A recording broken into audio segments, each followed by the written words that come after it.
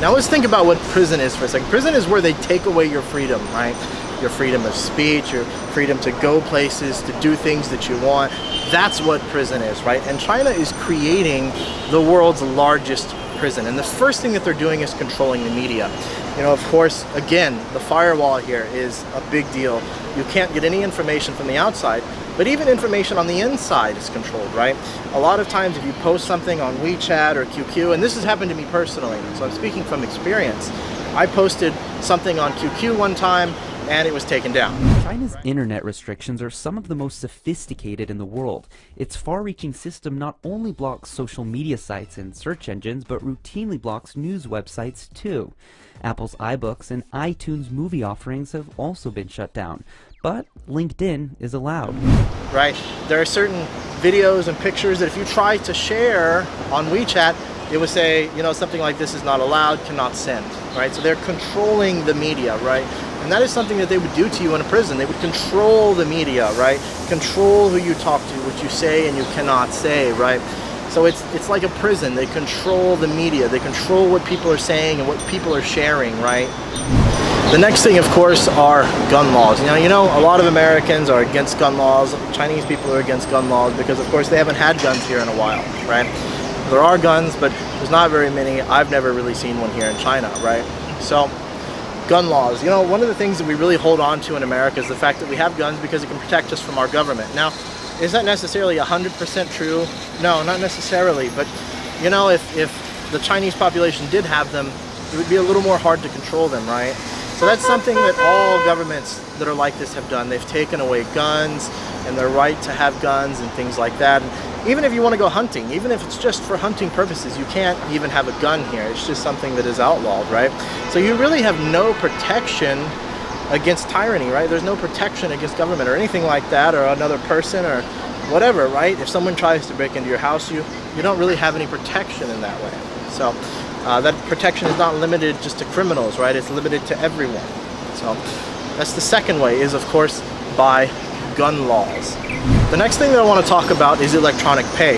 Now, one of the things that I love about China, I really do, is that you can just pay with WeChat. From homeless people to restaurants, nearly every business or person has a unique QR code that links up with your bank account without the need of personal information. WeChat and Alipay are the two main competitors with more than $5 trillion in mobile transactions in 2016 alone. You can pay anywhere with your phone, but the problem with that is it's a good way to really track what you're doing. And they do track what you're doing. And this is how many people have actually gotten in trouble and been caught doing things, is they track your pay, right?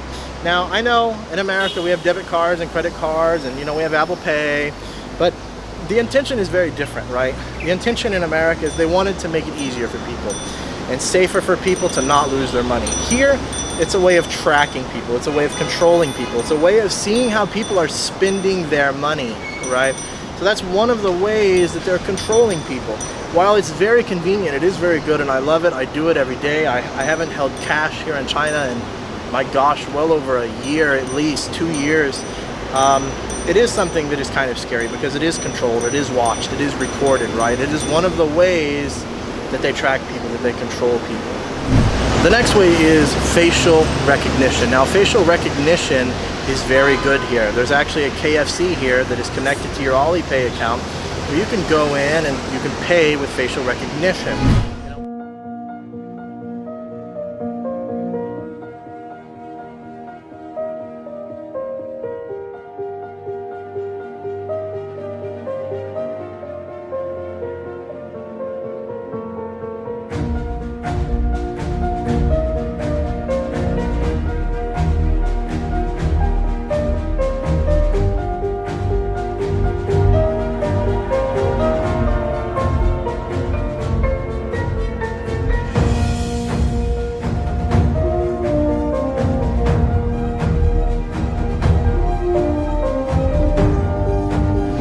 One of my Chinese friends, we were talking about people crossing the street illegally, and they use facial recognition at a stop that anytime you cross illegally, it tells you how many times you've done this illegally.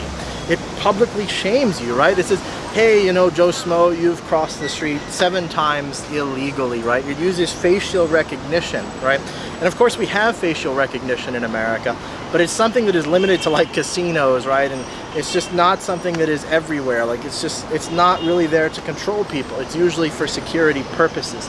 And that's kind of what they say here in China. They tell everyone that, well, it's for security purposes. You know, cameras are everywhere because, you know, security purposes, and facial recognition is everywhere because of security purposes, right?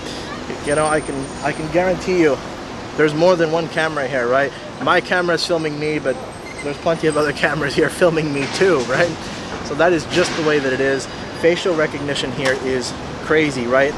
The next thing is the social credit system. Now the social credit system going into effect here is going to control what people can do, where people can live, where people can fly to, if they can leave China, right? It's like creating a prison almost, because you're telling people, hey, you're a good person. Hey, you're a good person. Hey, you're a bad person. You can't go to America. You can't go to Canada. You can't go here or there. You start with 1,000 points, and you can print out your report anytime.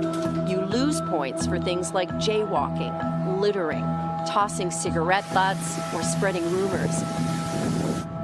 Cameras do a lot of the surveillance work, but it's pretty analog too, like posters that list the ways you can gain or lose points. The social credit system is controlling, right? It's telling people that they can and cannot leave. It's telling people that they can live somewhere. The social credit system is essentially giving rights away and taking rights away based upon how they judge you as a person, right? That's something you would do in prison, right?